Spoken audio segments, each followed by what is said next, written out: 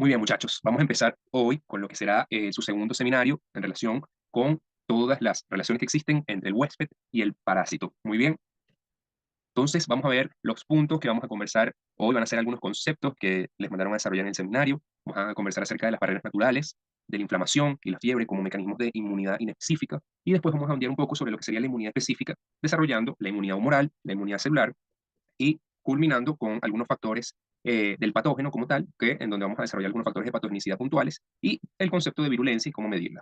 ¿Ok? Es un seminario, oye, bastante interactivo con los profes porque puede tomarse con bastante utilidad clínica y bueno, como ustedes saben, sus profesores actuales pues son infectólogos, les gusta mucho el componente clínico de toda la materia de microbiología y aquí, a pesar de que hay un componente teórico, todo esto tiene alguna expresión clínica en el organismo. Cuando hablamos de clínica, es más que todo signos y síntomas que se expresan en el paciente.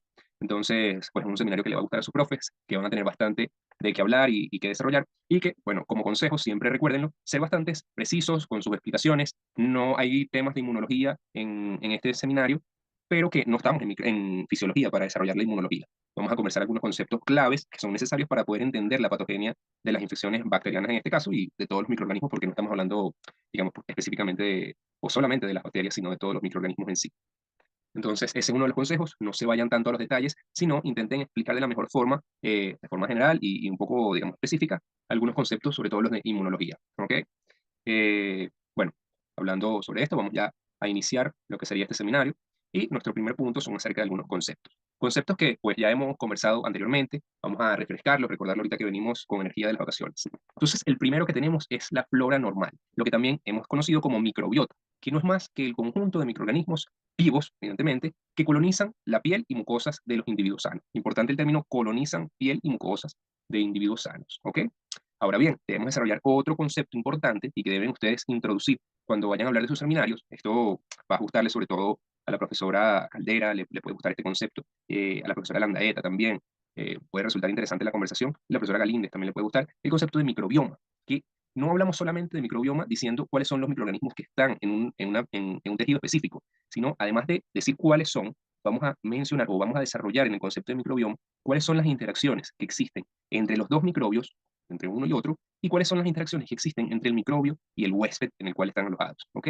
Entonces, es un concepto que va un poco más allá de simplemente describir cuáles son los microorganismos existentes en un tejido. Involucra algo más que es sus interacciones entre ellos mismos con el huésped. ¿Ok? Entonces, esto da lugar a lo que sería, primero, la fisiología de cómo se comportan y posteriormente la fisiopatología de cómo se produce la enfermedad cuando se altera ese microbioma específico que tenemos todos, por lo menos en el tracto gastrointestinal, y es uno de los más importantes. Muy bien.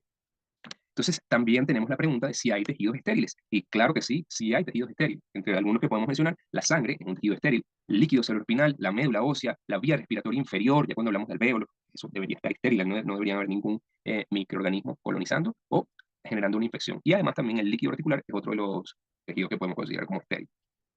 Muy bien. De la flora normal, la microbiota también conocida, vamos a tener dos tipos de flora, la residente y la transitoria. Cuando hablamos de flora residente, nos referimos específicamente a los microorganismos que están de forma fija o relativamente fija en un tejido y que tienen que cumplir con una cualidad, digamos, como especial, que le aporta el valor para poder estar dentro de la flora residente, que es que esos microorganismos tienen la capacidad de regenerarse espontáneamente. ¿Ok?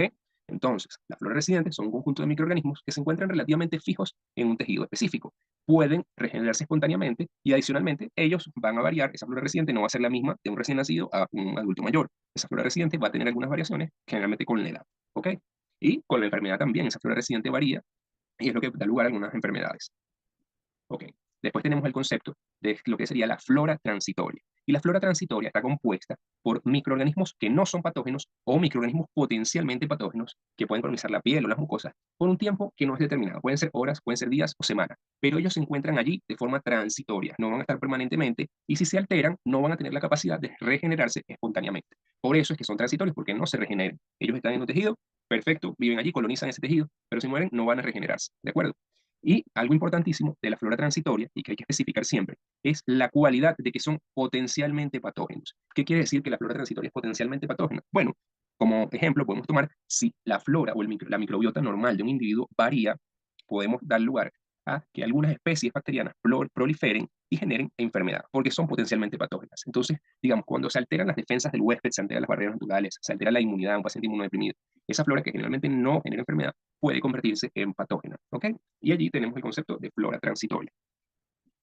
Muy bien, entonces, a modo de ejemplo, en la piel vamos a tener como flora residente Staphylococcus epidermidis, Corynebacterium especies, Streptococcus, Mycobacterium. Por lo menos aquí tenemos dos especies que son importantes. Bueno, una especie y un género. Staphylococcus epidermidis y específicamente Corynebacterium diphtheriae son dos patógenos importantes, por ejemplo, desarrollar su patogenia ahorita en el primer parcial teórico. ¿Por qué? Son dos patógenos de interés. Ahora, como flora transitoria tenemos el Staphylococcus aureus, las Acinetobacter especies, Streptococcus pyogenes y la Escherichia coli. ¿Ok? Son parte de la flora transitoria de la piel. En la boca y faringe, siempre recuerdo, tienen que saber por lo menos estos dos tejidos, que bueno, son los más preguntados y son, digamos, los de mayor importancia médica. Flora residente, Staphylococcus epidermidis, al igual que en la piel, Micrococcus, Haemophilus influenzae, que es importante también su patogenia, Streptococcus pneumoniae, importante también. Y no solo vamos a encontrar bacterias, también podemos encontrar hongos como lo es Candida albicans, Escherichia coli nuevamente. Y como flora transitoria, pues tenemos el Staphylococcus aureus, las Neisseria, Streptococcus pyogenes. Y hay dos, digamos, a modo de ejemplo los puse, Haemophilus influenza y Streptococcus pneumoniae, que pueden tener un comportamiento como flora residente, pero también en algunos individuos pueden estar como flora transitoria. ¿Ok? Entonces, esa flora transitoria no es sí o sí que la tiene todo el mundo. No, esa flora transitoria tiene variaciones. Hay personas que tienen Staphylococcus aureus, personas que no. ¿De acuerdo? Entonces, eso va variando. Como les dije, con la edad y también con los individuos, puede variar de uno a otro, algunos que son portadores y algunos que no. Muy bien. Entonces vamos a ver otros conceptos como lo es el de contaminación. Y la contaminación no es más que la presencia de microorganismos en una superficie inanimada, ¿ok? Un objeto, algo, todo lo que no tenga que ver con un tejido vivo puede contaminarse. Ahora bien, los tejidos vivos van a colonizarse, que es el desarrollo de estos microorganismos en la superficie de la piel o de las mucosas o de algún tejido vivo, ¿ok? Esa colonización no es patógena. Se convierte en patógena o en nociva para el organismo cuando se genera la infección, que se produce cuando ese microorganismo que estaba inicialmente colonizando penetra más allá de la membrana basal, invade ese tejido y posteriormente se va a reproducir en ese tejido. Entonces allí genera la infección. Y esa infección puede progresar paulatinamente para finalmente desarrollar lo que sería la enfermedad. Y la enfermedad es cuando una infección expresa signos y síntomas. Cuando nosotros podemos verla clínicamente, ahí hablamos de enfermedad. Antes de eso, hablamos de infección, ¿ok? Es algo que, digamos, no es perceptible a simple vista, la infección. Sin embargo, la enfermedad sí lo va a hacer. Es la expresión de los signos y los síntomas de alguna infección, ¿ok? Entonces, digamos, todos son una serie de pasos sucesivos. Primero, un tejido se coloniza, posteriormente puede infectarse y posteriormente puede ocurrir la enfermedad. Muy bien, tenemos otro concepto importante y el cual vamos a introducir porque no habíamos hablado de él, que es el de portador sano. El portador sano no es más que un individuo que es colonizado por un microorganismo específico, ¿ok? Ese microorganismo es patógeno, puede generar enfermedad, pero que la colonización de ese microorganismo en ese tejido en el que se encuentra no genera signos y síntomas de enfermedad, ¿ok? No hay expresión clínica. Y adicionalmente, además de esta característica, el portador sano tiene la capacidad de transmitir ese patógeno que está colonizando en su tejido, lo puede transmitir a otros huéspedes susceptibles. ¿Ok? Entonces, vamos a integrar todo esto que le acabo de decir. Un portador sano, vamos a verlo de forma sencilla, es un individuo que está colonizado por un microorganismo patógeno, pero que no presenta signos y síntomas de enfermedad. Y adicionalmente, ese patógeno puede ser transmitido a otro huésped. ¿Ok? Así de sencillo es el concepto del portador sano. Ahora, vamos a ver algunos ejemplos de cuándo habría un portador sano. Uno de los más importantes es el portador sano de Salmonella typhi. Importante que se lo mencionen a sus profes. Salmonella typhi, digamos, después de un ciclo que ocurre en el organismo, el patógeno ingresa a lo que sería la vesícula biliar. En la vesícula biliar la coloniza y esa vesícula biliar va a vertir sus secreciones progresivamente en lo que sería el tubo digestivo. Y cuando pasa al tubo digestivo, esas secreciones con las bacterias pueden contaminar algunos alimentos. O sea, es decir, las heces contaminadas o colonizadas con Salmonella typhi pueden contaminar algunos alimentos que posteriormente sean ingeridos por otras personas sanas, otros huéspedes susceptibles, y esos huéspedes susceptibles se colonicen y se infecten con Salmonella typhi, ¿ok? Entonces es importantísimo esta infección, sobre todo hay un cuento muy famoso de, digamos, como una mini epidemia que hubo de Salmonella, porque una persona que vendía comida callejera, perros calientes, creo que era portador sano de Salmonella typhi y preparaba alimentos, los contaminó con heces y los vendió. Y todas las personas a las cuales le vendió esos alimentos, bueno, terminaron con una infección por Salmonella typhi, ¿de acuerdo? Entonces, ese es uno de los ejemplos más importantes. Otro de los que tenemos es el portador sano de Streptococcus pyogenes, el cual se ubica o se aloja aquí, o coloniza más bien, la orofaringe, Streptococcus pyogenes, y bueno, puede ser transmitido a otros huéspedes a través de la saliva. Y también tenemos el portador sano de Staphylococcus aureus, que generalmente se ubica aquí en la nariz, las narinas, Y también puede presentarse debajo de las uñas. Entonces, vemos a unos pacientes que generalmente tienen infecciones de piel y partes blandas a repetición. Es muy común que ese paciente sea un portador sano de Staphylococcus aureus. Entonces, él mismo se autoinocula la bacteria que porta debajo de las uñas porque se rasca en cualquier herida que pueda tener y, bueno, se infectan esas heridas y por eso tiene infecciones de piel y partes blandas a repetición. Entonces, bueno, aquí quise ponerle estos ejemplos que ya son de gran importancia clínica y aunque no lo crean, esto del portador sano de Staphylococcus aureus es súper frecuente, tienen que recordarlo. Ahorita, digamos, como una anécdota que estábamos en tu caca haciendo el ruralito, llegaban muchísimos pacientes con esas infecciones de peripartes blandas a repetición. Todos esos pacientes sospechamos que eran portadores sanos de Staphylococcus aureus. Entonces, bueno, les comento esto para que vean que sí tiene importancia saber estos conceptos y llevarlos a lo que sería la vida real o su práctica médica que van a ejercer pronto. Muy bien. Entonces, hablemos de patogenia. La patogenia no es más que el proceso por el cual una enfermedad se desarrolla y va a progresar en ese organismo. Son como una serie de pasos que van ocurriendo de forma sucesiva y que terminan ocasionando lo que sería la enfermedad. Es importante estudiar la patogenia porque digamos, de estudiarla podemos saber en qué fase se pueden atacar los patógenos para evitar que progrese la enfermedad.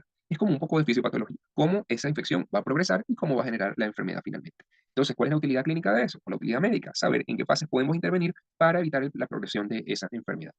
Entonces, la patogenia en la microbiología tiene un concepto aplicado y no es más que aplicar como un agente patógeno invade el organismo, evita las defensas inmunitarias y causa daño a los tejidos a los cuales está infectando. Ok, la patogenia, aquí en la cátedra de microbiología, tiene una serie de pasos sucesivos que tienen que ir desarrollándose con cada patógeno que nosotros hablemos. Y esa patogenia empieza con lo que sería el hábitat del agente causal. Y eso quiere referirse a en dónde nosotros vamos a encontrar el microorganismo del cual estemos hablando. ¿Ok? Posteriormente, vamos a hablar de lo que sería la entrada, la colonización y la adherencia de ese patógeno a un tejido. Entonces, la entrada es como la puerta de entrada, cómo ese microorganismo va a estar en contacto con ese tejido, el cual va a colonizar, que sería el segundo concepto. Y después, o sea, cómo ese patógeno se adhiere a esas células epiteliales a las cuales quiere infectar. Posteriormente, tenemos, digamos, ya después de que ese patógeno coloniza alguna superficie, cómo ese patógeno va a invadir más allá de la membrana basal de ese epitelio, cómo se va a multiplicar y se va a ir diseminando progresivamente. ¿Ok? Esos tres puntos. Y a la vez que suceden estos tres pasos, la invasión, la multiplicación y la diseminación, cómo el patógeno va a ir generando lesión o toxicidad a través de los tejidos a los cuales está infectando. ¿Ok? Después tenemos otro punto importante, es cómo el huésped responde o cómo es la respuesta inmunitaria contra ese microorganismo en particular que eso quiere decir las defensas del huésped, es la respuesta inmunitaria, básicamente. Entonces, ¿cuál es la respuesta inmunitaria que genera el huésped contra el patógeno y cómo el patógeno evade esas respuestas inmunitarias? Entonces, allí esa parte es interesantísima porque es, digamos, como los mecanismos que ha desarrollado una bacteria progresivamente para evitar ser susceptible de la respuesta inmunológica del organismo. Y por último, pues teniendo como, digamos, una integración de todos estos puntos anteriores, cómo se va a explicar los signos y síntomas que presenta ese paciente, ¿ok? Cómo se explica la enfermedad que ese paciente está presentando, desde el punto de vista fisiopatológico, que básicamente sería la patogenia, ¿ok? Entonces, a modo de síntesis, la patogenia es el proceso de cómo un microorganismo va a generar una enfermedad en el huésped, paso a paso, qué es lo que va sucediendo, desde dónde habita el microorganismo, hasta cómo lo coloniza, cómo lo invade, cómo se multiplica y cómo evita las defensas del organismo, ¿ok? Muy bien. Después tenemos un concepto que es bastante frecuente, se habla de patogenicidad y también se habla de factores de patogenicidad. Y eso no es más que la capacidad de un microorganismo de producir enfermedad en un huésped susceptible, simplemente así, conceptual, o como le dice mucha gente, literal.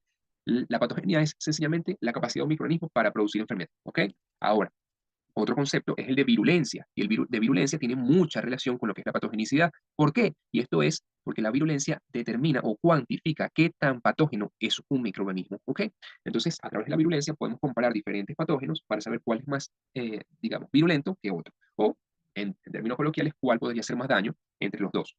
Y vamos a conversar un poquito acerca de la virulencia más adelante. Por ahora, nos llevamos que es el grado de patogenicidad de un microorganismo. Cuantifica la patogenicidad. ¿Ok?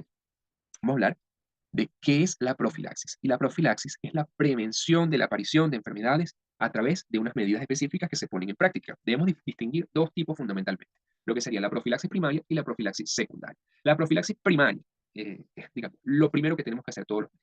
Evitar la primera aparición de la enfermedad, ¿ok? Es donde debemos centrar nuestros esfuerzos, evitar que la persona se enferme. Esa es la profilaxis primaria.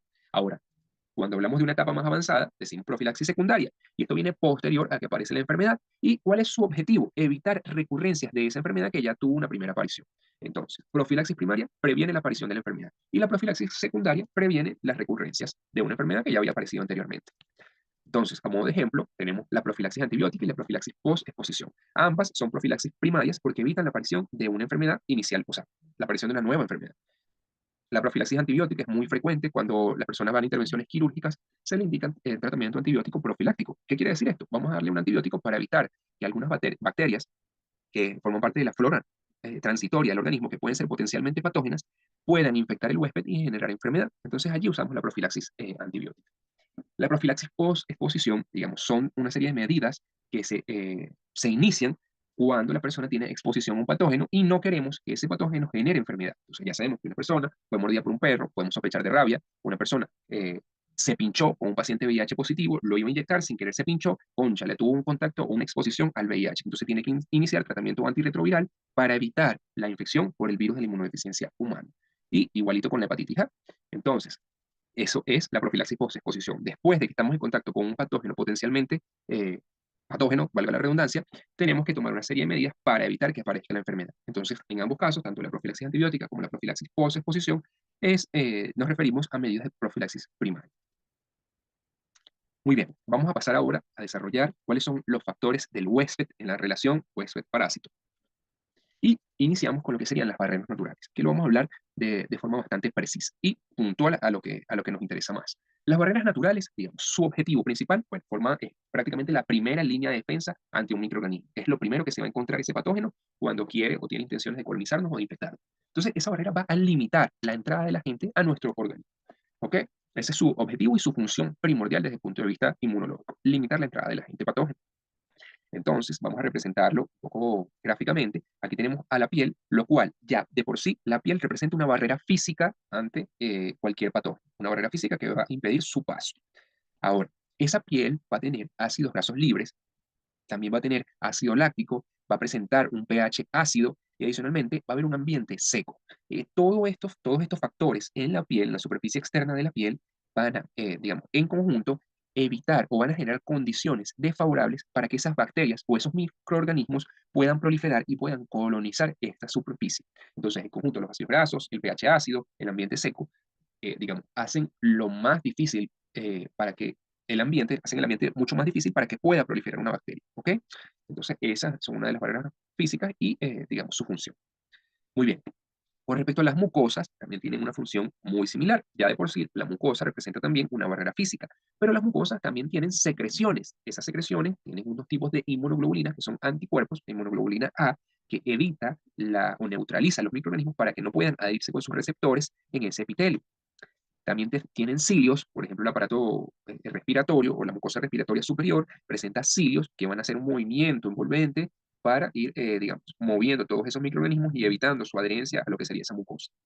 Y también presentan unas sustancias antimicrobianas que van a ir secretándose, como lo son las defensinas, las lactoferrinas, la lisozima y, como les dije, la inmunoglobulina A secretora. Y todas ellas en conjunto van a generar un ambiente que sea desfavorable para que estos patógenos puedan proliferar. ¿Okay? Entonces, básicamente, esa es la función de las barreras naturales, limitar el ingreso de esos patógenos a nuestro organismo. Y bueno, ya vimos, tienen diferentes mecanismos, la piel o las barreras mucosas, para evitar que la colonización y la infección sucedan. Muy bien. Digamos que ese patógeno logró atravesar esa barrera natural. ¿Qué se desencadena posteriormente? Una respuesta inmunológica inespecífica. ¿Ok? Y cuando hablamos de la defensa inespecífica nos referimos a grandes rasgos a lo que sería la inflamación y la fiebre. ¿Ok? Estos dos puntos que son fundamentales y son dos puntos importantísimos para que se desarrollen en sus seminarios, sobre todo con el doctor Carballo, la doctora Landaeta, importante que desarrollen estos puntos bastante bien y aquí se centren y se esmeren para hacer esta explicación porque les gusta mucho, sobre todo a la doctora Landaeta. Al doctor Freddy también le va a gustar esta parte del seminario. Muy bien. Entonces, la inflamación. La inflamación debemos definirla como una respuesta de los tejidos vascularizados, importante, una respuesta del tejido vascularizado a las infecciones y al daño tisular. ¿Ok? No solo las infecciones generan una respuesta, digamos, de inflamación, sino también el daño tisular, quiere decir el daño de ese tejido, puede desencadenar la inflamación. ¿Y cuál es el objetivo de la inflamación? Bueno, permitir que algunas células y algunas moléculas que están en la sangre y se encargan de la defensa del organismo pasen de la circulación a lo que serían los tejidos y en el tejido puedan desencadenar su función, que es la defensa del huésped. ¿Ok? Entonces, ese es el objetivo de la inflamación, permitir el paso de algunas sustancias en la circulación, y esas sustancias nos referimos a células y a moléculas, para que puedan tener su acción antimicrobiana o no solamente antimicrobiana, sino contra el daño tisular que esté específicamente generando digamos, el daño en el tejido, que puedan combatir. ¿Ok? Entonces, esta inflamación se divide en tres pasos fundamentales. El primer paso sería la vasodilatación. Como les dije, provienen estas células y las moléculas de importancia, vienen de la circulación. Entonces, esos vasos sanguíneos se vasodilatan. ¿Qué quiere decir eso? Que aumenta su calibre, aumenta el diámetro interno para que haya mayor flujo sanguíneo. ¿Ok? Y eso clínicamente va a generar lo que sería enrojecimiento y calor. ¿Ok? Son dos signos clínicos que vamos a poder evidenciar en la inflamación. Posteriormente tenemos a la fuga capilar. La fuga capilar, digamos, es un aumento de la permeabilidad microvascular para permitir o para garantizar que haya fuga de líquido, de proteínas plasmáticas y de las células de importancia que son los leucocitos. ¿Ok? Esa fuga capilar clínicamente se va a expresar como el edema, que es la acumulación de líquido en el espacio intercelular y, o sea, el edema se manifiesta como un aumento de volumen, se pone, por lo menos imaginemos que es en la pierna que se está produciendo la inflamación, entonces la pierna se pone un poco más grande, se pone inflamada, es lo que nosotros decimos, se pone grande, edematizada. ¿Ok? En términos médicos eso se denomina edema. Y después vendría una tercera fase que es el reclutamiento. Y el reclutamiento no es más que atraer esas moléculas que salieron de la circulación y esas células que son los leucocitos, atraerlos hacia el punto donde está la infección o donde está el daño tisular. ¿Ok? Eso quiere decir con el reclutamiento.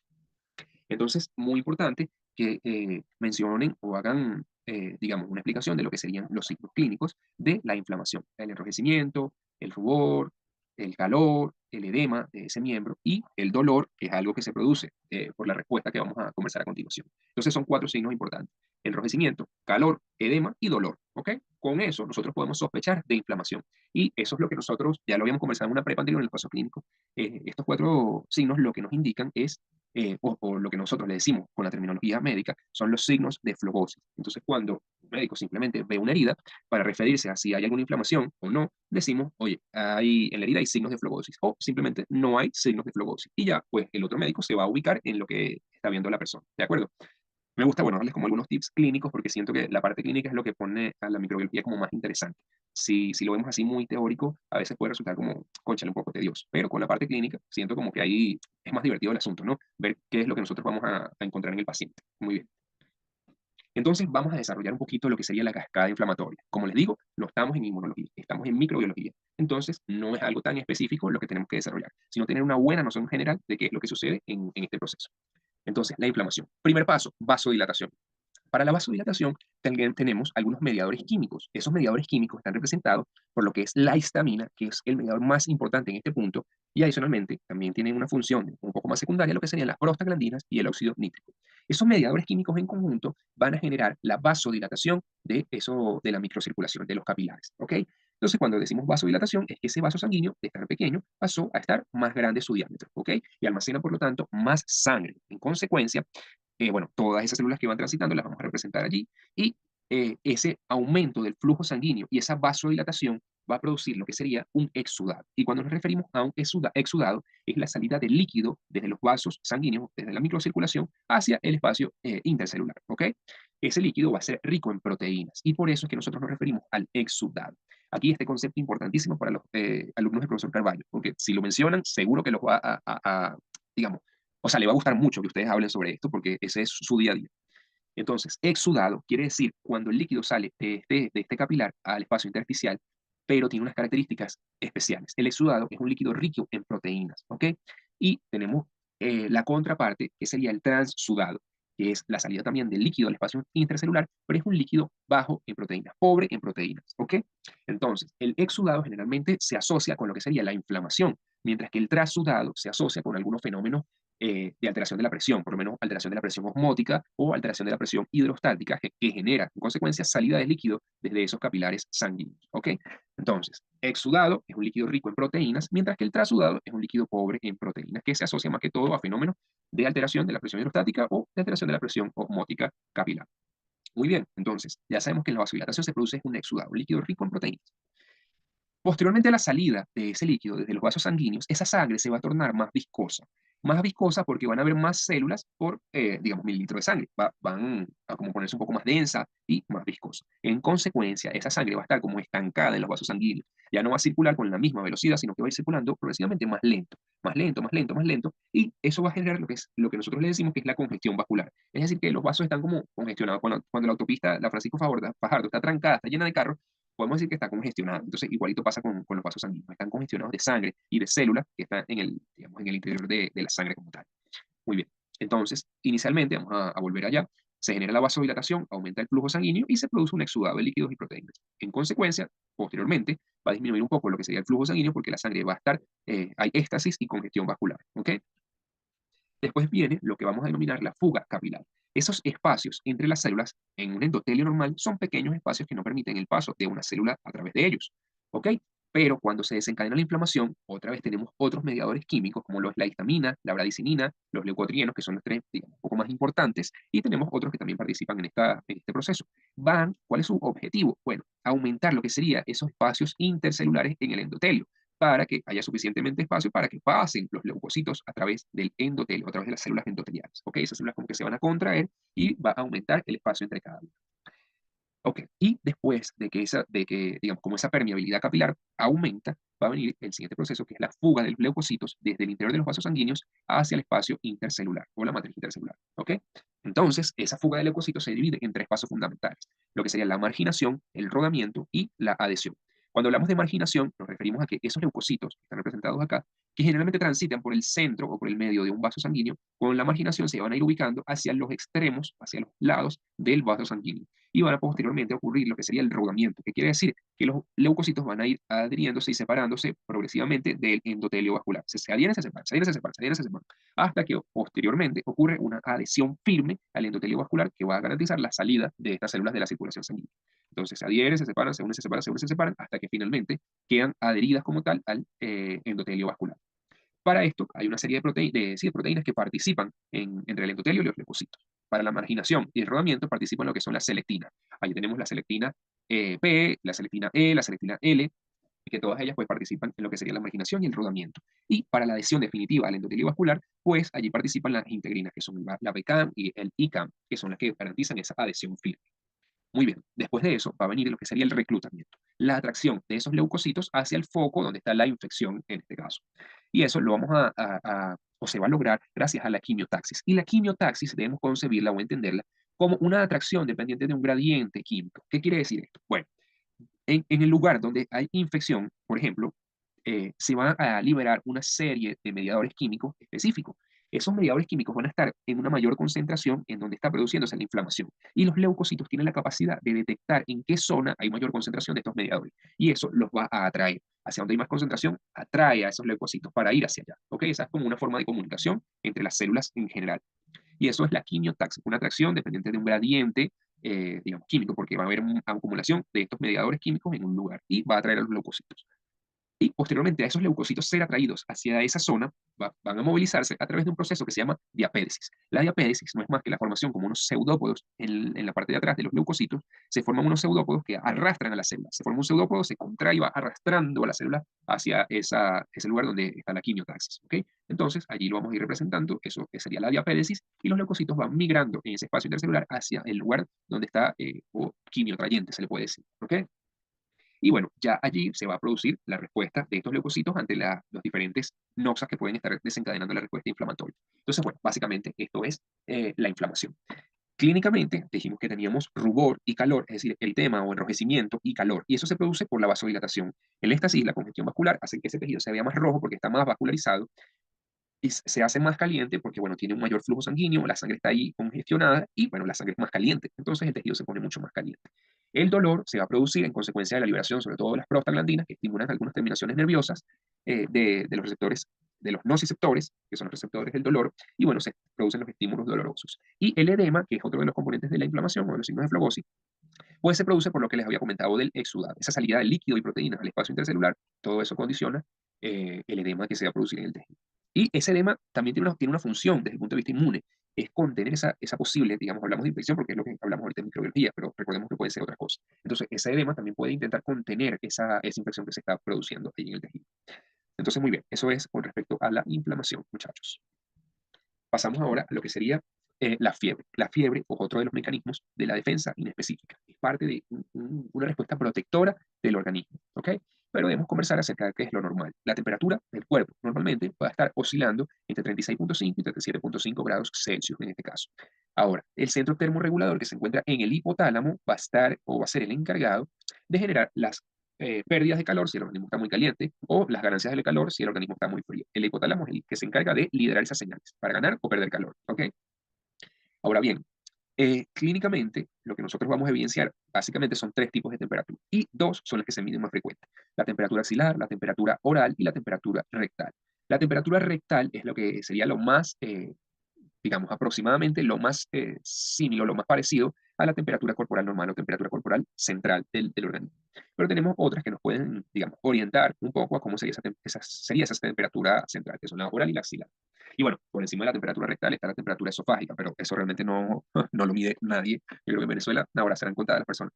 Entonces, bueno, las importancias realmente son la temperatura axilar, la oral y la rectal. Y entre cada una va a haber 0,4 grados Celsius de diferencia. La temperatura oral la rectal va a ser mayor que todas las demás, pero la oral va a ser 0,4 grados Celsius menor que la rectal y la axilar va a ser 0,4 grados Celsius menor que la oral. ¿Ok? Muy bien. La temperatura oral es la más cuantificada generalmente y tiene una variación con un ritmo circadiano. En la mañana esa temperatura es más o menos de 37,2 grados Celsius, mientras que en la tarde, al final del día, la temperatura aumenta más o menos 0,5 grados Celsius y puede llegar a estar en 37,7 grados Celsius la temperatura oral. Entonces, si queremos saber la axilar, simplemente le restamos 0,4 y tenemos la axilar. Y la rectal le sumamos 0,4. Muy bien. El concepto de fiebre, entonces, va a ser la elevación de la temperatura corporal, o la temperatura, específicamente la temperatura oral, por encima de 37,5 grados Celsius. Pero si nosotros dejamos este concepto aquí incompleto, elevación de la temperatura oral mayor de 37,5 grados Celsius, eso no sería fiebre si solamente hablamos así, porque eso sería una hipertermia. Ahora, hablamos de fiebre cuando está involucrado el hipotálamo. Cuando hay un ajuste del set point de la temperatura que se encuentra en el hipotálamo, hablamos de que se produce la fiebre, ¿ok? Entonces tenemos que dar el concepto completo. Elevación de la temperatura oral mayor a 37,5 grados Celsius, mediado por un ajuste en el set point hipotalámico, ¿ok? Si esa respuesta no se acompaña, o si ese aumento de la temperatura no se acompaña de un ajuste en el set point hipotalámico, no es fiebre, ¿ok? Es hipertermia. Ahora, si ese aumento de temperatura tiene un ajuste en el set point hipotalámico, sí hablamos de fiebre. Es importantísimo tener clara esta diferencia. Y bueno, cuando se produce ese ajuste en el set point, se generan una serie de respuestas para generar calor, ¿ok? Y esa respuesta, la primerita que va a pasar es una vasoconstricción periférica. ¿Qué quiere hacer el organismo con eso? Bueno, desviar la sangre de la periferia, de la palma de las manos sobre todo, y de la planta de los pies, desviar la sangre de allí hacia el interior del organismo, hacia los órganos internos como tal. Y eso va a hacer que no se pierda calor, porque cuando la sangre está en la palma de las manos, va a generar pérdidas de calor y en consecuencia va a disminuir la temperatura corporal. Entonces es un mecanismo para evitar la pérdida de calor. Adicionalmente, el cuerpo va a generar contracciones musculares, que es lo que nosotros vemos como los escalofríos, que es a lo que hacemos referencia. Y además de las contracciones musculares, va a haber piloerección. Esa piloerección también va a favorecer a lo que sería la ganancia de calor. Otra de las respuestas que no podemos ver clínicamente es que va a haber un mayor metabolismo en el hígado y eso va a generar unas ganancias de energía en forma de calor. Y hay una respuesta que es muy importante, que es la respuesta conductual, que es inconsciente. El organismo va a sentir frío porque su set point ahora está más arriba. Lo que nosotros queremos lograr de temperatura no es la que el cuerpo tiene actualmente y necesitamos generar calor. Entonces, conductualmente, el organismo, la persona va a querer arroparse, va a querer vestirse, abrigarse, ponerse suéteres, y es una respuesta que nosotros todos la tenemos que haber vivido. Que nos va a dar fiebre, entonces vemos que queremos arroparnos, queremos ponernos un suéter, sentimos que tenemos frío, a pesar de que estamos súper calientes. Entonces todo eso tiene una explicación, y es que el set point hipotalámico se modificó. Muy bien. Ahora, así como hay mecanismos para ganar calor, cuando pasa la fiebre, hay mecanismos para la pérdida de calor. Y esto es un conceptico bastante importante y que le gusta desarrollar a algunos profesores. La pérdida de calor más importante, o el mecanismo más importante, es la radiación. Se dice que a través de la radiación perdemos entre el 50 y el 60% del calor corporal que deseamos eliminar. ¿Ok? Y la radiación es simplemente como emitir, el cuerpo humano emite rayos infrarrojos hacia otros objetos y libera energía en forma de calor. Esa es la radiación. La convección es similar, es como cuando otro de los mecanismos para perder calor, y es como la transferencia de energía en forma de calor a otras partículas que están en el ambiente. Pero esas partículas entran en contacto con el organismo, con la superficie, entran en contacto, se calientan y se separan. Viene otra, entra en contacto, se calienta, se separa. Entra otra fría, entra en contacto, se calienta, se separa. Y así progresivamente va sucediendo. Eso sería la convección. Es como un mecanismo constante. Toca una partícula, se calienta, se separa. Así va, digamos, sucediendo. A diferencia de esto, tenemos a la conducción, que es cuando una persona toca como tal un objeto y lo agarra, va a ir transfiriéndole calor a ese objeto. Nosotros, bueno, por lo menos agarramos el hielo con la mano y como nuestra mano está muy caliente, el hielo se va a derretir muy rápido porque le estamos transfiriendo calor al hielo. O no sé, cualquier cosa que nosotros agarremos y pasamos unos 5 o 6 minutos con ese objeto agarrado, al final cuando lo soltemos van a ver que va a estar un poco más caliente. Y es porque se transmite energía en forma de calor a través de un mecanismo que se llama conducción.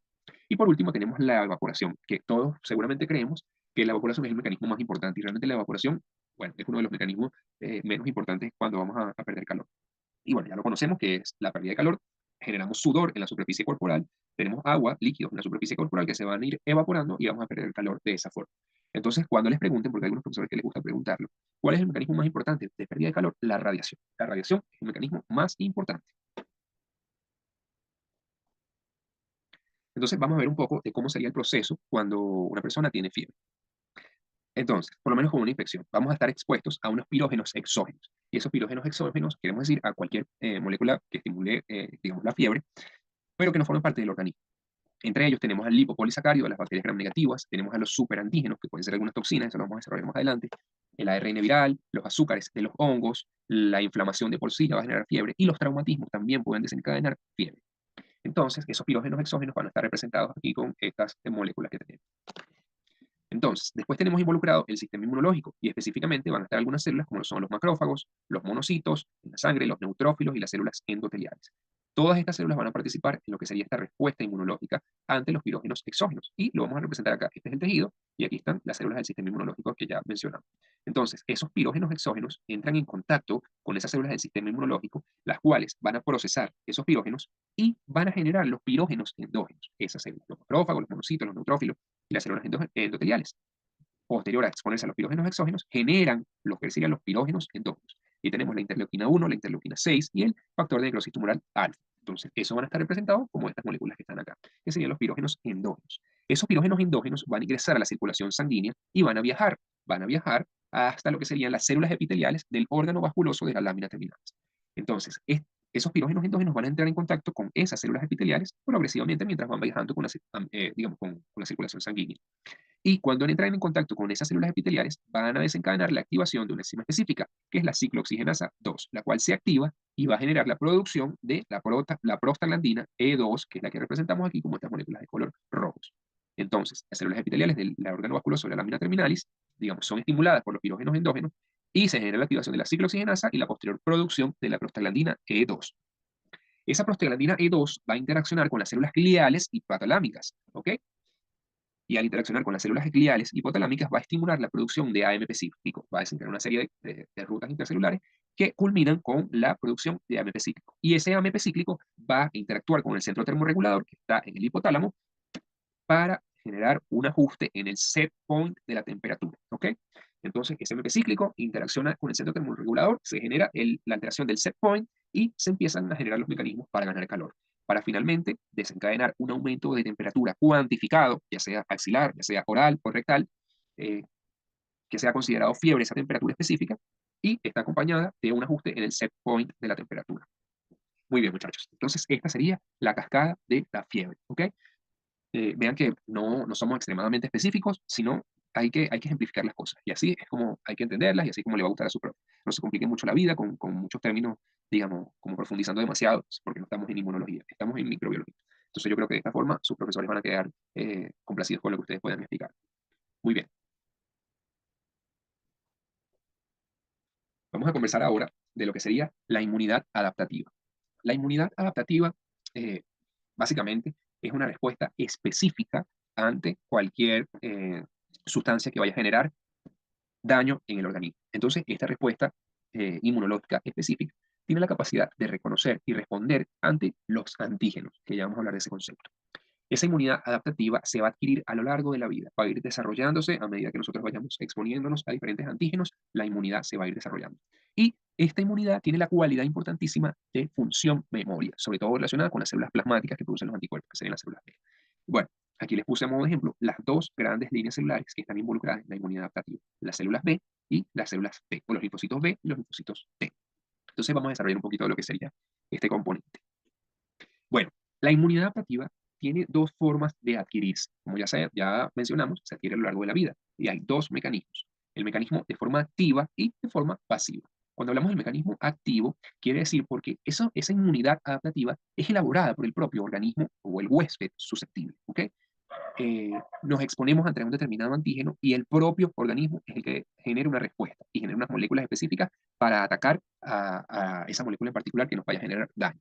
Entonces, cuando hablamos de esa respuesta activa, tenemos dos vías, la natural y la artificial. La natural es simplemente infectarnos con el virus. Aquí vamos a poner como ejemplo la infección por SARS-CoV-2, que sería la COVID-19. Entonces, una persona no se quería vacunar, estaba renuente a eso porque decía que iba a generarle, no sé, le iban a meter un chip y no quería vacunarse.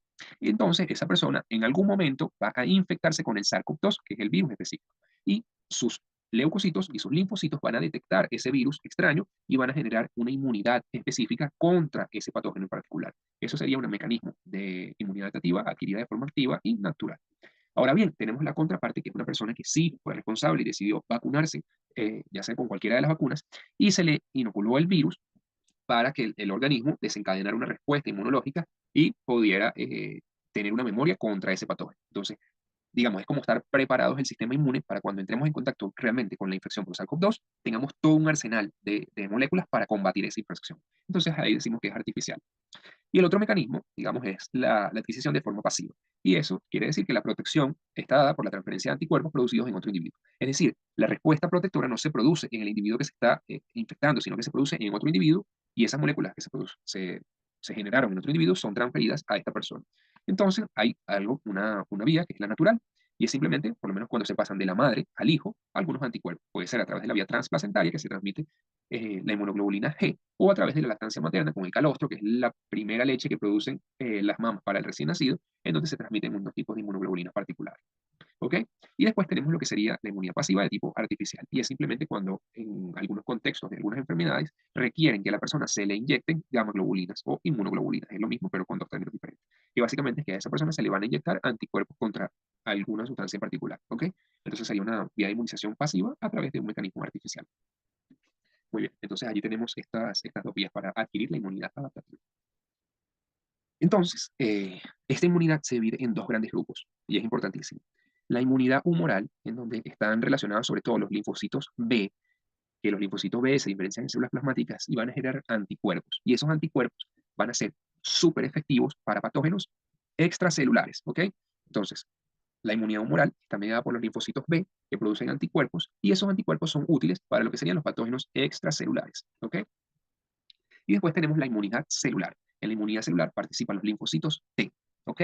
Los linfocitos T se van a dividir en dos grandes perfiles que ya vamos a ver, los CD4 y los CD8. Y digamos, esa inmunidad, lo particular que tiene de la inmunidad celular es que las células atacan directamente a las células que, digamos, están enfermas, porque hay células propias del organismo que se pueden enfermar, y pueden atacar también directamente los linfocitos a las bacterias, los virus o aquellos patógenos que estén infectando al organismo. Entonces decimos que la inmunidad celular, a grandes rasgos, es útil para patógenos intracelulares, mientras que la inmunidad humoral va a ser de gran utilidad para patógenos extracelulares. Entonces vamos a desarrollarlas cada uno. Muy bien. Con respecto a la respuesta inmunitaria humoral, debemos tener en cuenta que es un mecanismo de defensa específica que está mediada por anticuerpos principalmente. ¿Ok? Entonces, vamos a tener algunos conceptos que son de gran relevancia en la respuesta inmunitaria humoral. Primero, el de inmunógeno. Y un inmunógeno es una sustancia capaz de generar la aparición de una respuesta inmunitaria. Una sustancia X que puede desencadenar la aparición de una respuesta inmunitaria. Y entre esas sustancias, pues tenemos a las proteínas, que son, digamos, las más potentes, por eso le puse una más P, porque las proteínas son más, los inmunógenos más potentes en el organismo. Después tenemos los carbohidratos, que son un poco más débiles, y por último, a los lípidos y los ácidos nucleicos, que son los más débiles a la hora de desencadenar una respuesta inmunitaria. Después tenemos al antígeno. El antígeno es la molécula que es reconocida específicamente por los anticuerpos o por los linfocitos T. Entonces, un inmunógeno desencadena la respuesta inmunitaria y esa respuesta inmunitaria puede ser mediada por anticuerpos. Ahora, ese anticuerpo se va a unir a una región específica que va a ser el antígeno. ¿Ok? El antígeno es la molécula que se reconoce por la respuesta inmunitaria. Pero ese antígeno puede tener distintos epítopos, ¿ok? Y los epítopos es como lo más específico del antígeno en donde se va a unir el anticuerpo, ¿ok? Entonces vamos a ejemplificarlo un poco. Este es, digamos, nuestra sustancia que es el inmunógeno, el cual va a desencadenar una respuesta inmunitaria. En este caso, vamos a producir anticuerpos. Y esos anticuerpos se van a unir específicamente en el antígeno, porque el antígeno es la molécula reconocida por los anticuerpos o por los linfocitos T, ¿ok? Entonces, el inmunógeno desencadena la respuesta y la respuesta en forma de anticuerpos se une específicamente a lo que sería el antígeno. Ahora bien, ese antígeno puede tener diferentes regiones a las cuales se les une el epítopo, ¿ok? Entonces, cada región a la cual se le une el anticuerpo es un epítopo diferente. Un antígeno puede tener muchos epítopos, entonces se le pueden unir diferentes anticuerpos. Ahora, a modo de síntesis, vemos un inmunógeno puede tener diferentes antígenos y los antígenos van a tener diferentes epítopos, que son zonas donde se unen los anticuerpos específicamente, ¿ok? Bueno, después tenemos el apteno. es una molécula no inmunógena, pero sí es reconocida por el anticuerpo como un antígeno, pero no va a tener la capacidad de desencadenar la respuesta inmunológica. Ese es el apteno. Sí es reconocida por el anticuerpo, pero no desencadena la respuesta inmunológica. Y después tenemos a lo que sería el coadyuvante. El coadyuvante es una sustancia que refuerza la respuesta generada por un antígeno específico o por un inmunógeno. ¿Ok? Entonces, ese coadyuvante, sobre todo utilizado en las vacunas, para potenciar la respuesta contra ese inmunógeno, para que sea más potente y más fuerte esa respuesta contra el inmunógeno al cual queremos inmunizar a la persona. El coadyuvante es de gran utilidad, sobre todo en las vacunas. Entonces, esta respuesta inmunitaria humoral va a estar mediada principalmente por lo que son las inmunoglobulinas. Y las inmunoglobulinas, también conocidas como anticuerpos, no son más que glicoproteínas que son producidas por las células plasmáticas y que son capaces de reconocer y unirse a antígenos específicos. Entonces, estas inmunoglobulinas van a tener dos cadenas pesadas y dos cadenas ligeras en su estructura. Las cadenas pesadas son estas grandes que vemos aquí, esta que surge desde acá y después se cruza. Esa es una cadena pesada, está en la parte interna del anticuerpo. Y tenemos dos cadenas ligeras que sobre todo se ubican en los extremos. Esta de aquí es una cadena ligera y esta de aquí es otra cadena ligera. Entonces va a tener dos pesadas y dos ligeras que están acá. ¿Ok?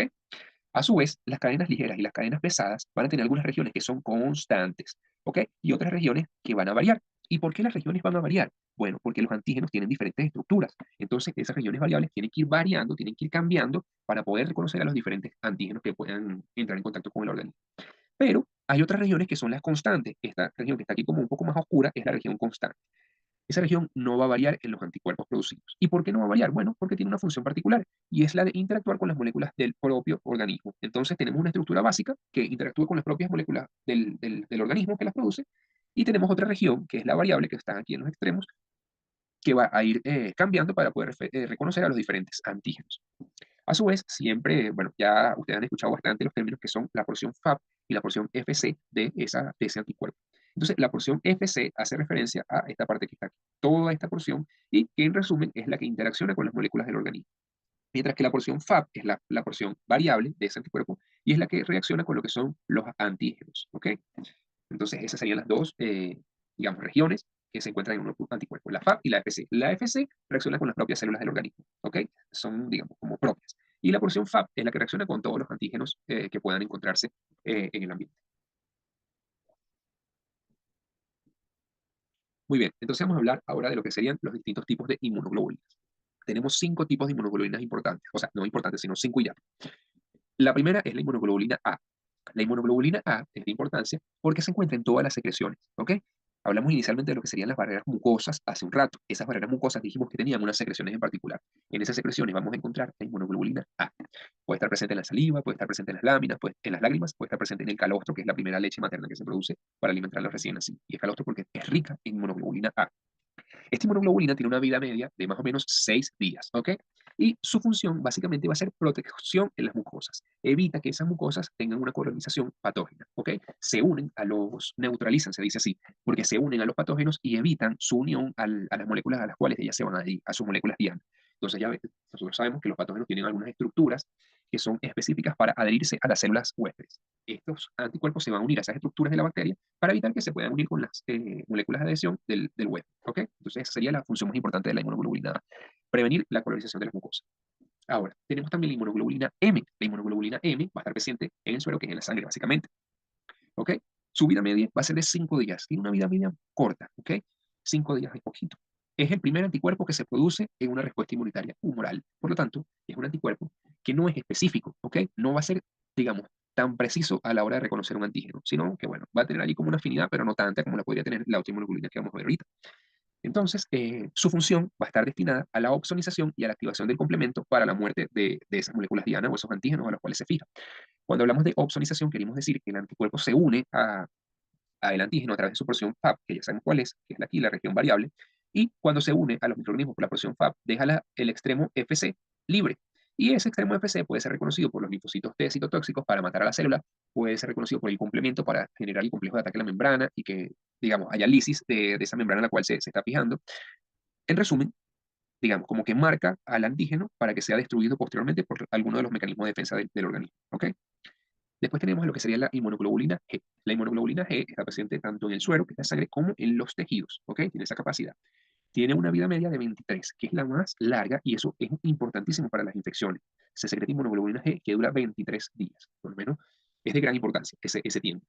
La inmunoglobulina G, como les dije, es un mecanismo de inmunización pasiva.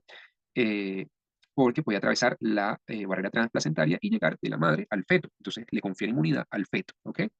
Y su función básicamente va a ser la opsonización, la quimiotaxis, es decir, la atracción de algunas células del sistema o de la respuesta inmunológica a través de la quimiotaxis, la activación del complemento y la generación de una respuesta inmunológica de memoria. Cuando nosotros hablamos de memoria en la respuesta inmunitaria humoral, quiere decir que se ha desarrollado una inmunoglobulina G que es muy específica para un antígeno en particular.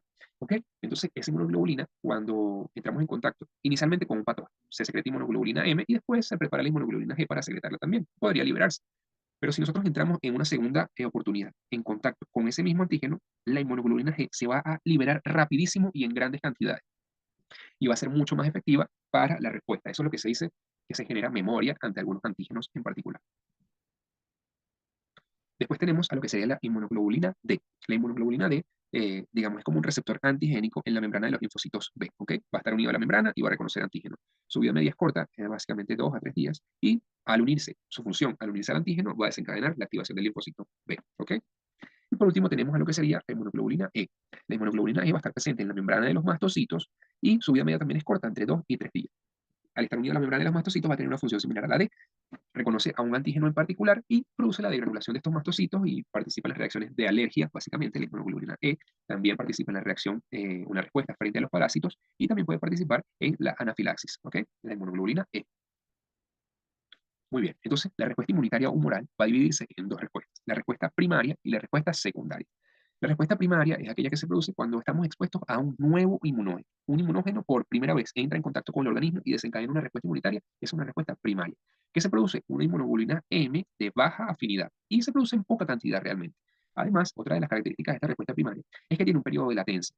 Desde el contacto con ese inmunógeno pueden pasar entre 5 y 10 días hasta que se genere una respuesta como tal de inmunoglobulinas. Y bueno, esa inmunoglobulina va a ser específicamente la M. ¿Ok? Ahora bien, esto es el primer contacto con el antígeno o con el inmunógeno. Ahora, si entramos en una segunda oportunidad en contacto con ese mismo antígeno, con el inmunógeno, se va a producir lo que sería la respuesta secundaria. ¿Ok? Entonces se produce tras la exposición repetida a un inmunógeno. ¿Y cuál es la característica principal de esta respuesta secundaria? Es que se va a producir rápidamente inmunoglobulina G y esa inmunoglobulina va a tener dos características. Es que es de alta afinidad, ¿ok? Hacia el antígeno y se va a producir en grandes cantidades, ¿ok? Entonces, esa sería la diferencia entre la respuesta primaria y la respuesta secundaria. La primaria, medida por inmunoglobulina M, que es de baja afinidad y se produce en poca cantidad, con un periodo de latencia entre 5 y 10 días. Ves que una respuesta lenta, realmente. Ahora, la respuesta secundaria, que es cuando hay una exposición repetida a los inmunógenos, mediada principalmente por la inmunoglobulina G, que tiene dos características, alta afinidad y se produce en grandes cantidades rápidamente, ¿ok? A diferencia de la primaria. Muy bien, muchachos. Entonces, vamos a pasar ahora a lo que sería la respuesta inmunitaria celular. Y esta es digamos, un mecanismo de defensa específico que va a estar mediado por los linfocitos T. ¿Ok? La respuesta celular es de gran utilidad, sobre todo con los patógenos intracelulares. ¿De acuerdo? Entonces, vamos a representarla, lo que sería prácticamente la respuesta inmunitaria celular. Nosotros vamos a tener un tejido periférico en donde vamos a tener presentes las células dendríticas, que son estas que tenemos aquí, estas cuatro. Esas células dendríticas, cuando hay la infección bacteriana, van a entrar en contacto con ese patógeno y la célula dendrítica la va a fagocitar a ese patógeno o por otros mecanismos van a ingresar los restos del patógeno, ¿ok? Pero principalmente lo van a fagocitar. En el interior de la célula dendrítica van a producirse una serie de mecanismos que terminan por la muerte del patógeno y el procesamiento de los antígenos, ¿ok? Ahora bien, esa célula dendrítica va a migrar a lo que serían los ganglios linfáticos de la región. Y en los ganglios linfáticos, la célula dendrítica va a interaccionar con el linfocito T para desencadenar lo que sería la respuesta inmunitaria celular. Entonces, esta, esta interacción entre la célula dendrítica y el linfocito T resulta fundamental, porque se van a liberar una serie de citoquinas, ¿ok? O citocinas, que van a diferenciar a los linfocitos T hacia dos grandes perfiles, lo que serían los linfocitos T CD4 y los linfocitos T CD8, que son los dos grandes, digamos, contrapartes o las dos grandes líneas celulares que se producen en la respuesta inmunitaria celular. Entonces vamos a desarrollar cada uno. Es muy importante tener en cuenta que hay unas moléculas que están en el interior de estas células dendríticas que se llaman el complejo mayor de histocompatibilidad. Hay dos tipos, la clase 1 y la clase 2. La clase 1 va a procesar los antígenos y se van a expresar en el complejo mayor de histocompatibilidad de clase 1 para interaccionar con lo que serían los linfocitos T, CD8, ¿ok? Y ese complejo mayor de histocompatibilidad de clase 1 está expresado en todas las células nucleadas del organismo, es decir, casi todas las células del huésped van a presentar este tipo de complejo mayor de histocompatibilidad y pueden presentarle los antígenos a los linfocitos T, CD8.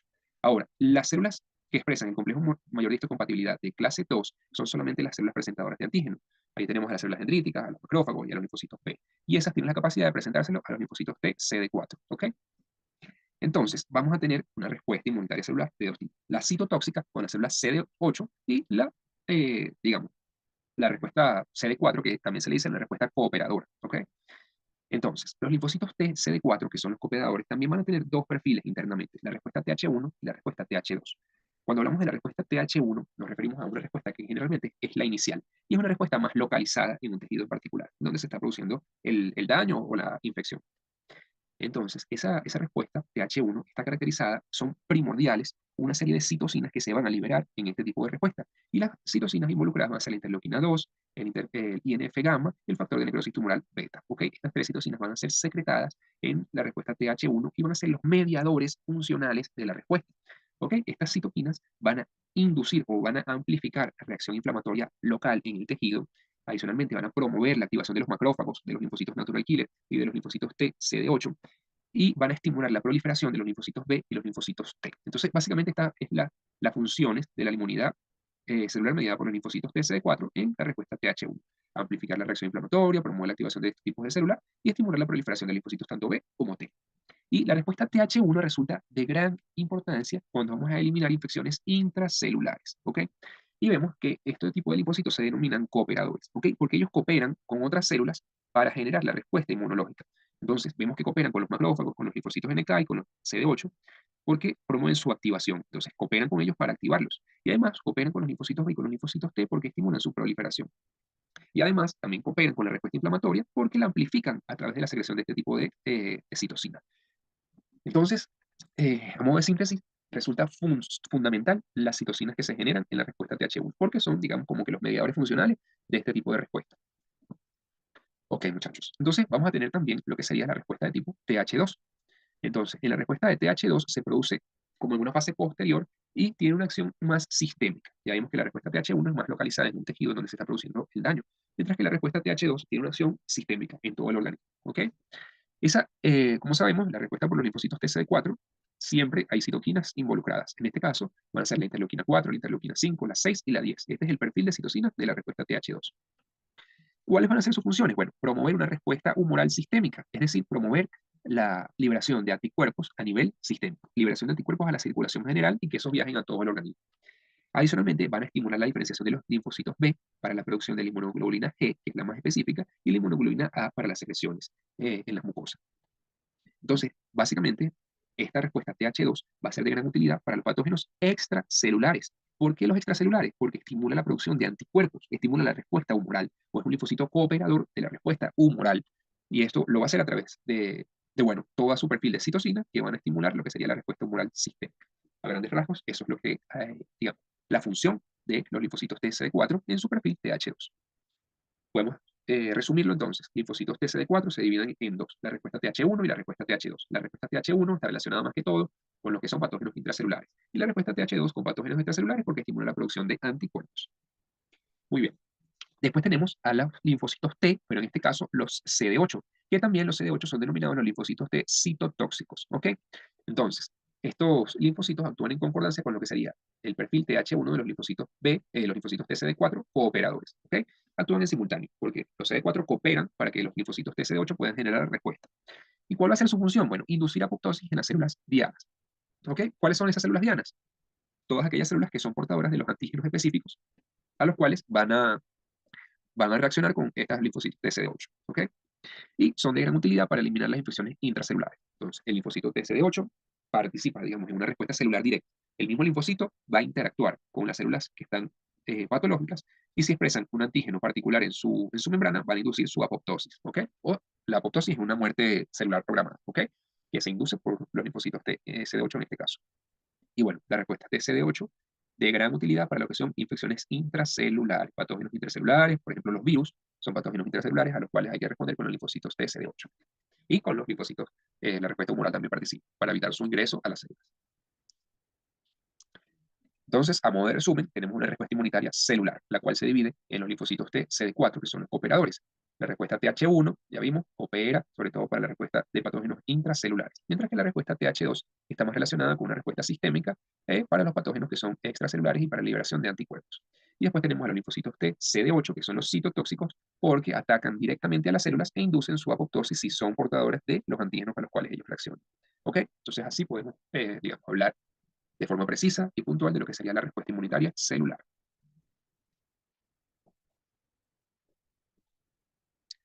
Muy bien, muchachos. Vamos a pasar al último tópico ya del seminario, que serían los factores del agente. ¿Ok? Eh, Vamos a desarrollarlo entonces. Vamos a hablar un poco sobre algunas estructuras bacterianas que son capaces de interactuar con el organismo para generar, digamos, la enfermedad. Y el primero que tenemos son las toxinas, que es un componente bacteriano capaz de generar daño en el hospedador. ¿Ok? Las toxinas pueden ser exotoxinas, cuando son esas digamos, proteínas que son secretadas al exterior de las bacterias. Las bacterias secretan exotoxinas, eso lo tenemos representado acá. Esta bacteria libera una serie de exotoxinas y esas toxinas o esos exotoxinas tienen dos funciones particulares que ya vamos a ver a continuación. El potencial citolítico para generar lisis de algunas membranas o pueden unirse a unos receptores específicos y generar la muerte celular a través de otros mecanismos que ya vamos a ver a continuación. Y después tenemos lo que serían las endotoxinas. Las endotoxinas no son toxinas que se secretan al exterior, sino son toxinas que forman parte de la estructura de la bacteria. ¿Okay? En este caso forman parte de la estructura de la pared celular de la bacteria gram negativa. ¿Por qué? Porque el lipopolisacárido es la endotoxina por excelencia. Entonces, ¿cuál es la diferencia entre una exotoxina y una endotoxina? Bueno, que la exotoxina secreta la toxina al exterior, mientras que la endotoxina porta la toxina en, digamos, la pared celular de la bacteria. ¿Ok? Y solamente se libera cuando muere la bacteria. Muy bien, vamos a hablar un poco de lo que serían las exotoxinas. Aquí tenemos lo que son las toxinas citolíticas. Son citolíticas porque son capaces de romper la membrana celular, ¿ok? Rompen la membrana celular y generan la muerte de esa célula. Por eso se dice que son citolíticas. Allí, a modo de ejemplo, vamos a tener la alfa-toxina porque rompe los fosfolípidos de la membrana. Si rompe los fosfolípidos de la membrana, ya se daña la bicapa lipídica y muere esa membrana y muere, por lo tanto, la célula. Tenemos las hemolicinas que rompen la membrana de los eritrocitos, por eso son hemolicinas y las estreptolicinas, o por en este caso, que generan poros en las membranas de las células. Y cuando generan poros en las membranas de las células, hay desequilibrio hidroelectrolítico y la célula va a morir finalmente. ¿Ok? Entonces son distintos mecanismos para generar la muerte de las células dianas. Y después tenemos un tipo particular de toxinas, que son las toxinas A, B. ¿Ok?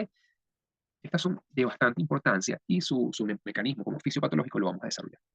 Estas toxinas pueden unirse a receptores específicos en la superficie celular que median el ingreso de una porción de la toxina que va a generar daño en la célula a través de la afectación de, digamos, algunas rutas internas que están dentro de la célula. ¿Cuáles son esas estructuras las cuales van a afectar dentro de la célula, las cuales están, digamos, afectando? Bueno, los ribosomas, algunos mecanismos de transporte y la alteración de las señales intracelulares. Algunas cascadas las pueden alterar, ¿ok? Entonces, estas toxinas AB tienen prácticamente esta estructura, una porción A y una porción B. La porción B va a ser de importancia al inicio, porque la porción B es la que va a tener la capacidad de unirse con un receptor específico en la membrana de la célula diana. ¿Ok? Al unirse con ese receptor específico, se libera la porción A, la cual va a ir al interior de la célula. Y en el interior de la célula puede afectar los ribosomas, afectando la síntesis de proteínas, puede afectar los mecanismos de transporte en el interior celular, generando la muerte, o puede alterar las señales intracelulares, algunas cascadas dentro de la célula, que también van a condicionar la muerte de esta célula afectada. ¿Ok? Después tenemos un concepto bien importante que es el de superantígenos. El superantígeno no es más que una estructura bacteriana que es capaz de generar una activación inespecífica de los linfocitos T. ¿Ok? ¿Por qué decimos que es una activación inespecífica? Bueno, por esta razón. Aquí, de este lado izquierdo, tenemos lo que sucedería normalmente. Una célula presentadora de antígenos, como ya les había mencionado, digamos que esta puede ser la célula dendrítica, procesa el antígeno, que es este que está aquí, y lo expresa en su superficie asociado al complejo mayor de histocompatibilidad de clase 2. Cuando están asociadas estas moléculas, se presenta al receptor del linfocito T para generar su activación y su posterior respuesta. ¿Ok? ¿Qué pasa? Cuando tenemos un superantígeno, él viene viajando en la circulación sanguínea, por ejemplo. Y, bueno, por algún motivo ingresa por lo menos a un tejido donde están las células presentadoras de antígenos y los linfocitos. Bueno, puede ser un ganglio linfático. Entonces, ese superantígeno va a tener la cualidad de que él no necesita ser procesado en la célula presentadora de antígeno, sino que simplemente se une entre el receptor del linfocito T y la molécula del complejo mayor de histocompatibilidad. Se une entre los dos y es capaz de generar la activación del linfocito T y generar una respuesta inmunitaria. ¿Ok? Por eso se dice que es inespecífico, porque puede unirse a varios receptores de linfocitos T sin necesidad de ser procesado por una célula presentadora de antígeno. Se une directamente, no como un antígeno convencional que debe ser ingresado en la célula, procesado y después expresado en su membrana. No, este antígeno se une directo aquí en el medio y es capaz de activar el linfocito T. Entonces, cuando se activa ese linfocito T, va a liberar una serie de citocinas o sustancias que van a ingresar a la circulación sanguínea. Esas citocinas, al ingresar a la circulación sanguínea, pueden generar una respuesta autoinmunitaria. ¿Qué quiere decir eso? Que, digamos, esa liberación de citocinas puede ser tan fuerte cuando hay gran concentración de estos superantígenos que pueden generar lo que se conoce como una tormenta de citocinas, que finalmente va a generar una serie de patologías o alteraciones en el organismo humano, que no está acostumbrado a tener tantas citoquinas en su circulación. ¿Ok? Entonces, a modo de ejemplo, algunos superantígenos, en el caso de Staphylococcus aureus, va a ser la toxina del síndrome de shock tóxico y las enterotoxinas. Otras especies, como es el Streptococcus pyogenes, puede generar lo que sería la toxina eritrogénica A y C. Todos estos son superantígenos. Son superantígenos, bueno, porque tienen la capacidad de activar el linfocitos T de forma inespecífica y desencadenar una respuesta autoinmunitaria. Muy bien. Después tenemos a la endotoxina. La endotoxina, por excelencia, o prácticamente la única, es el lipopolisacárido. Como habíamos mencionado anteriormente, el lipopolisacárido forma parte de la estructura de la pared celular de un tipo de bacterias específicas, y estas son las bacterias gram negativas. Entonces, vamos a hablar un poco de la estructura. El lipopolisacárido tiene una cadena lateral que es un antígeno, ¿ok? A esa cadena lateral se le pueden unir anticuerpos, porque se trata de un antígeno. También tiene una cadena, un polisacárido nuclear, ¿ok? El cual es prácticamente un mecanismo de unión. Y por último tenemos a la parte lipídica, que es el lípido A, ¿ok? Este lípido A es lo que actúa como tal, como una endotoxina, ¿de acuerdo? Entonces, la cadena lateral, a la cual se pueden unir anticuerpos porque es un antígeno, y el lípido A, el cual actúa como la endotoxina del lipopolisacárido. Entonces, esto es una estructura exclusiva de las bacterias gram negativas. Por lo tanto, solo las bacterias gram negativas presentan endotoxinas. Ahora, ¿cómo se libera esta endotoxina? Bueno, se libera exclusivamente con la ruptura de la pared celular. Cuando se rompe la pared celular, se liberan estos polisacáridos, los cuales pueden actuar como endotoxinas. Y van a actuar como endotoxinas porque son reconocidas por algunos leucocitos, esta porción lipídica. Y esos leucocitos, al reconocer esas endotoxinas, van a activarse y a liberar una serie de citoquinas, las cuales van a tener efectos sistémicos, como lo son la interleuquina 1, la interleuquina 6, el TNF-alfa y las prostaglandinas. ¿Ok? Adicionalmente, digamos, esta endotoxina puede activar la vía alternativa del complemento, que bueno, va a resultar con algún daño celular. Entonces, en algunas ocasiones hay altas concentraciones de lipopolisacáridos en sangre, producto de una bacteriemia y la muerte de estas bacterias dentro de la sangre, que ocasiona una gran concentración de esta toxina. Cuando eso sucede, hay riesgo de que el paciente pueda entrar en un shock septicémico. ¿Por qué? Porque la estimulación de esa endotoxina, de los leucocitos y la producción de citoquinas es tan grande que puede generar el shock. Y eso se genera a través de la activación de la vía alternativa del complemento, lo cual va a generar clínicamente vasodilatación y fuga capilar. Es decir, los vasos se ponen más grandes y empieza a salir líquido de esos vasos. Esas citoquinas de fase aguda que son sintetizadas contribuyen con lo que sería la hipotensión producto de esa vasodilatación y esa salida de líquido, disminuye la volemia en el organismo y se produce hipotensión. Y esa hipotensión, digamos, en fase final, pues genera un shock y posteriormente puede generar la muerte. ¿Ok? Entonces, estas endotoxinas debemos tener en cuenta que estimulan a los leucocitos para que liberen una serie de citocinas. Y esas citocinas tienen un efecto sistémico que puede resultar potencialmente patógeno cuando resulta en un shock septicémico que puede concluir en la muerte del paciente. Muy bien. Otra de las estructuras de importancia en estos patógenos es la cápsula. Y la cápsula no es más que una estructura polisacárida que rodea la pared celular bacteriana. ¿Ok? Esta cápsula, en algunos casos, puede denominarse glucocálix o capa mucilaginosa. ¿Por qué? Porque esa capa no va a ser densa y dura y gruesa, sino que simplemente va a ser una capa viscosa, así como gomosa, que es de carácter flexible y es difusa alrededor de la célula. Entonces, ese es como un gel, imaginémoslo así, un gel alrededor de la bacteria, es denominado glicocálix, y es como una forma de cápsula en las bacterias. Sin embargo, también está la cápsula bien definida, la cual es capaz de bloquear partículas y asociarse íntimamente con la superficie de esta célula bacteriana. Ahora, ¿cuáles son sus funciones de esta cápsula? La primera, puede actuar como una fuente para emergencias metabólicas, porque tiene almacenado carbono, lo cual puede ser utilizado como una ruta metabólica en las bacterias.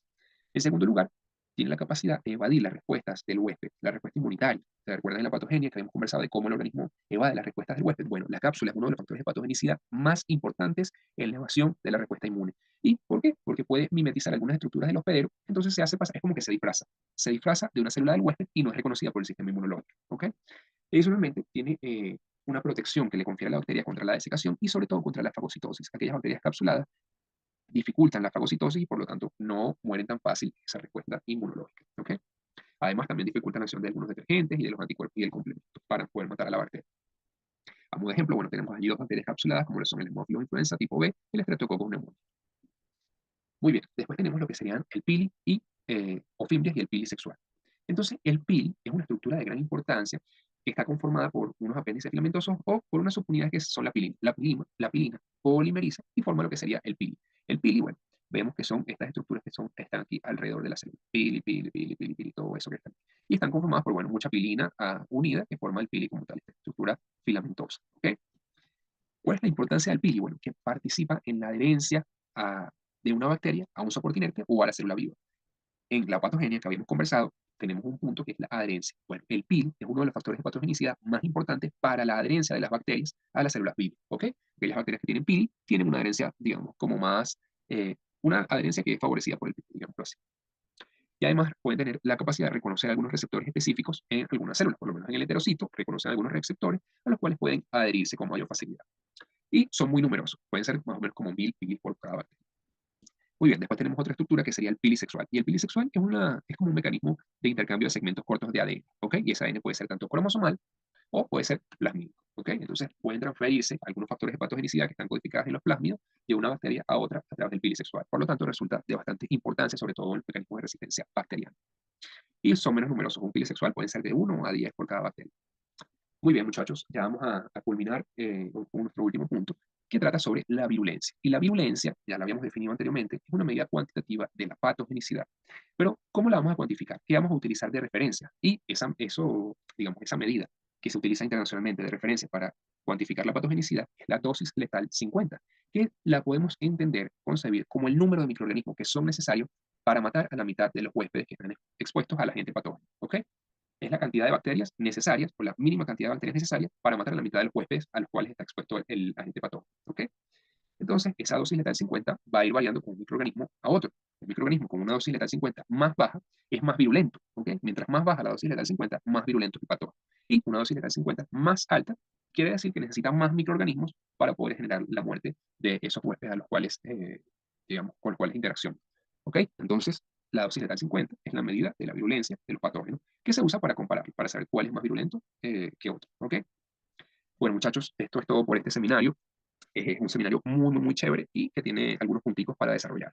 Como les dije, recuerden ser puntuales, no desarrollen tantos puntos de forma tan, no se vayan tan a todas las profundidades, sobre todo por el concepto inmunológico, porque bueno, estamos en micro, no quiere decir que no tiene importancia esa parte, pero sí hay que, bueno, darle valor a otras cosas como son los factores de patogenicidad, que es bueno, lo más importante ahorita en microbiología. Y siempre tener una noción de lo que son la inflamación, la fiebre, que son defensas específicas, y las defensas específicas que son las medidas por los linfocitos B o los linfocitos T y la respuesta humoral como tal de los anticuerpos. Entonces, bueno, muchachos, aquí tienen una guía para lo que ustedes van a desarrollar en sus seminarios. Cualquier duda, saben que siempre estoy a la orden, no duden en contactarme. Bueno, espero sea de su agrado la clase, que les guste y que, bueno, logre explicarte todos los puntos que quise desarrollar acá. Espero que todos estén muy bien y les mando un fuerte abrazo. Saludos, muchachos.